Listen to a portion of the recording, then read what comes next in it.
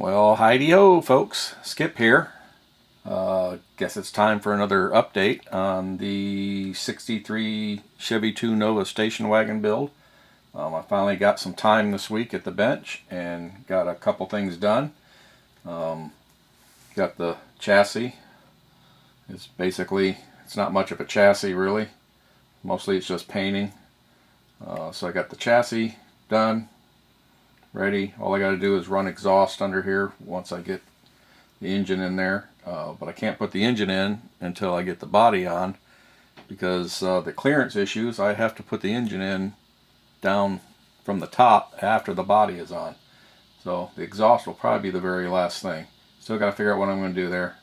Whether it's going to be side pipes or just come back and kick out with 90s, or just cut it short, or maybe try and make it look like it comes out and out the back.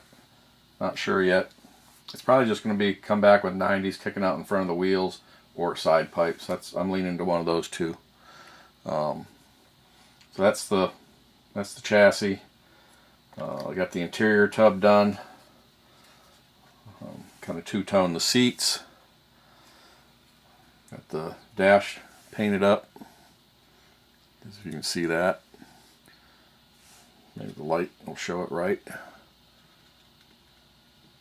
And so that's the tub. I added a shifter because I have a 4-speed on my engine. So I dug this shifter out of I think it's an AMT 67 Camaro kit. That's in remnants and pieces. So that's my shifter I put in there. This tub's not really detailed very well. I didn't bother highlighting any of the stuff that's molded in. Could probably go back, put some photo etch parts in there or something, but I'm not going to worry about that too much on this one. So there's that. And here's the engine. The Tri-Power 427. I wired it up. It just barely fits in there. I made my own distributor. You can see that there. See if it focuses on it. That distributor I made out of 3 different sizes of aluminum tubing, and then drilled the top for the wires. And keep it in the camera. I have a bad habit of that, don't I? Got wire looms. That's the engine. Found a different fan pulley setup and alternator setup. Make it look, bring it in a little bit. It fits better than the other one that would have stuck out over here. And then I remember I trimmed out the inner wheel well. Well, doing this, I really didn't have to do that, but oh well, it's done. So there's the engine. Transmission.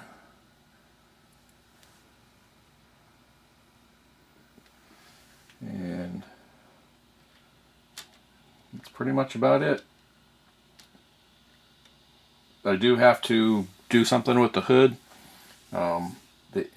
Without the air cleaner, the hood will close, but with the air cleaner on it, get it on there. Come on, butterfingers. There we go. Once the air cleaner's on it, the hood wants to teeter. It doesn't want to sit down nice and flat.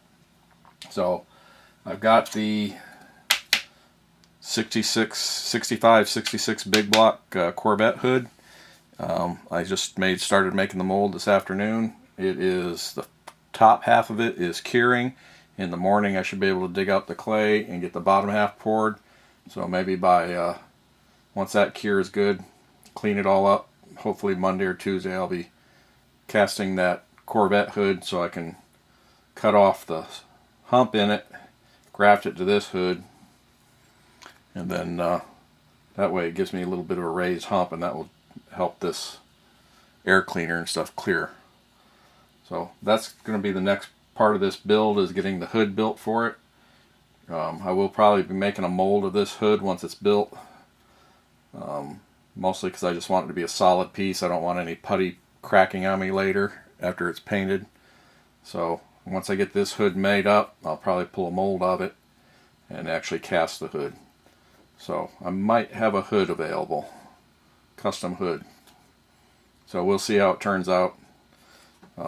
So maybe if somebody else wants one of those hoods, hopefully I might have a mold for that hood with the hump in it. Well, just gotta see how that turns out. I got the body in primer. This is the first prime.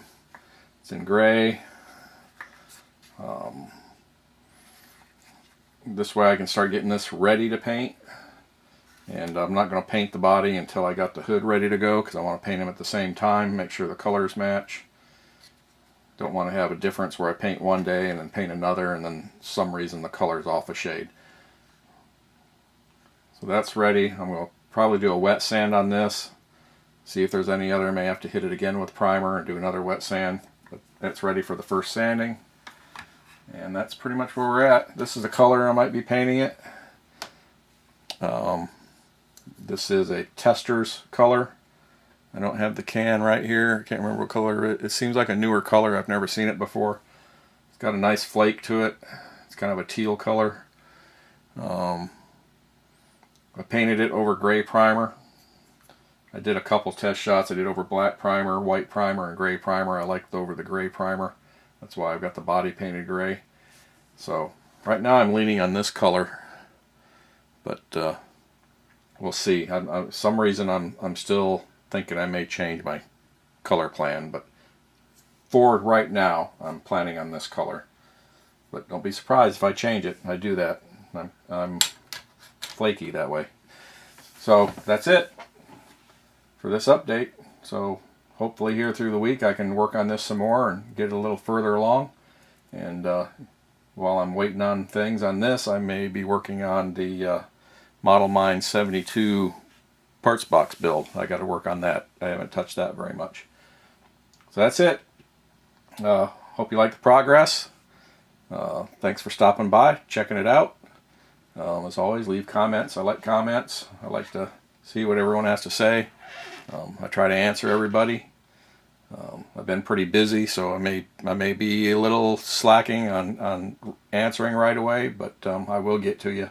I got to catch up on videos too. I've not been watching very many videos because I've been so busy, but little by little I'm trying to catch them. So sometimes I'm watching videos that are a week old. So that's it. So till next time, we'll catch you later.